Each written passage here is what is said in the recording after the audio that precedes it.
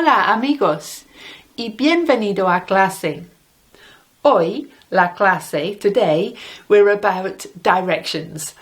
La última clase was about direcciones también. So now we're going to build on that with some useful phrases.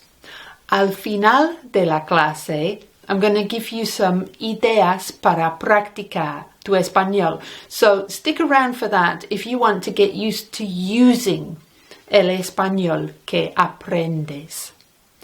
Bien, let's start off with how to ask where something is. Tres maneras. Uno, ¿dónde está? El Museo de Oro is the Gold Museum. Es un museo famoso en Lima, in Perú. ¿Dónde está el Museo de Oro? Por favor. Or you could say, por aquí means near here. So you could say, el Museo de Oro está por aquí.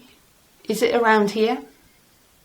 You might also want to say, the third way, you could say, Puedes decirme, and that is, could you tell me? So that's a useful phrase that you can use in muchos contextos. Puedes decirme, ¿dónde está el Museo de Oro? Okay? Now, to get someone's attention in the first place, you might say, por favor, señor, ¿dónde está el Museo de Oro? Or you might say, perdón, señor, ¿dónde está el Museo de Oro? ¿Está por aquí?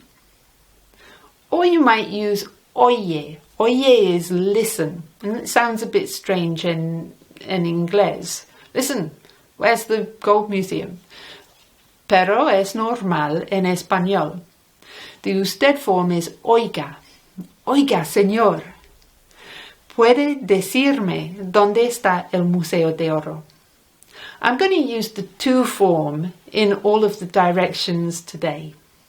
So once we've done getting someone's attention and asking where it is, we need to do how to give directions. You might be asked for directions and you might know. If you don't know, you just say, perdón, no sé, no soy de aquí. And that is, sorry, I don't know. No sé, no sé. No soy de aquí. I'm not from here. But let's imagine that you are from here or you do know the place. Then you're going to give directions. And we did a little bit en la última clase. So we're going to add to that. You go out of the hotel. That might be how you start. Sales del hotel. And last time we did, you take the second on the right. Sales del hotel y tomas la segunda calle a la derecha, the second street on the right. Okay? Or you might say, Continuas, todo recto. You continue straight on. Sales del hotel y continúas todo recto. Sales del hotel. Now it's strange if you have a hotel that goes straight onto a pavement that carries straight on. So you might say, y vas a la derecha, y vas a la izquierda. That word vas means you go. Cruzas la calle, you cross the street. So you might also want to give the name of the street. Cruzas la calle y vas a la izquierda. La calle se llama la calle Coso. And that just lets people check, doesn't it? Tomas la segunda calle a la derecha. Se llama Miguel Servat.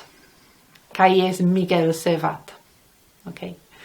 So that gives you unas ideas. I would also like to give you some sequencing words. Sales del hotel y entonces cruzas la calle. Entonces means then. So, and then. Y entonces cruzas la calle. Y vas hacia la derecha. hacia means towards. And if there's a big landmark, you might use that in your directions.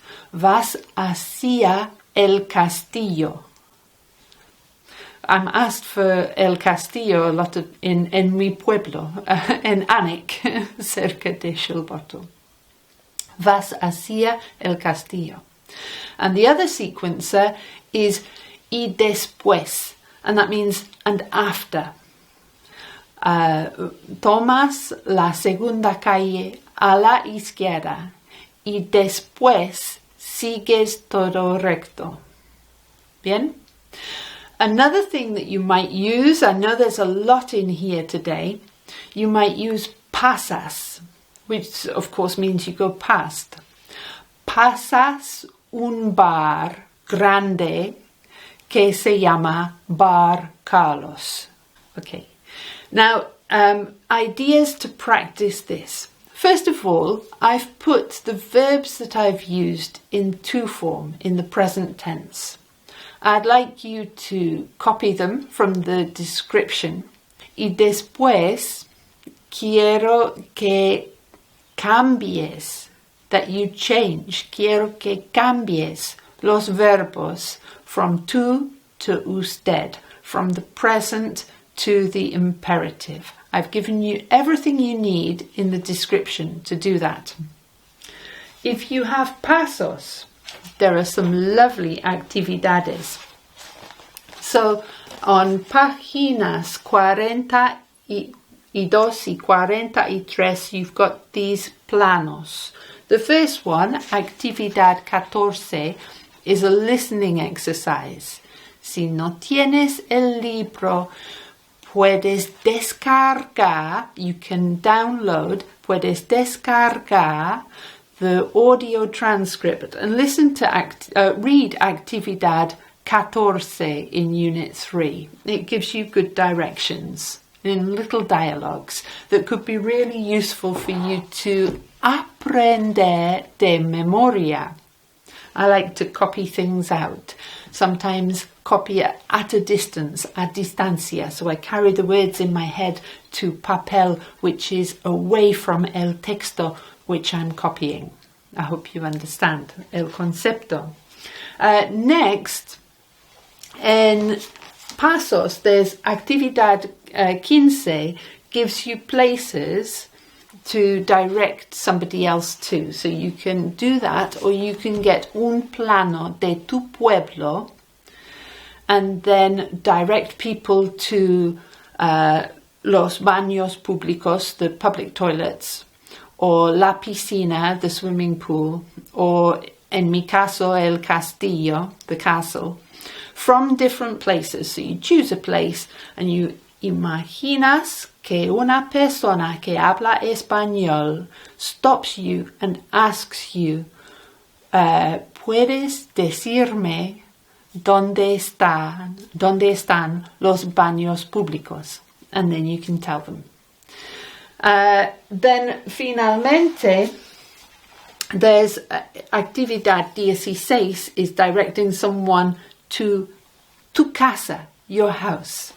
And you could do that with Pasos. You can listen or you can read the transcript. And then you can do that in your town from la estación de autobuses. Shilbottle no tiene estación de autobuses. So I could do that in Anik, a la casa de mi madre. Or I could do it from la parada de autobuses, the bus stop. Okay, so imagino que tengo un amigo de España que me visita y va a tomar el autobús. In realidad, I'd go en coche and pick them up, but imaginamos que quiere saber direcciones desde la parada de autobuses hasta mi casa. Bien. I think there's a lot for you to do there today, a lot to practice these phrases. Look in Pasos if you have it. Look in the description for the words that I've used today and the phrases that I've used today. A lot to learn, a lot to practice. Nos vemos aquí muy pronto para la próxima clase. Thank you for watching. Like the video, subscribe to the channel, share it con un amigo. Y nos vemos aquí pronto. Gracias amigos y adiós.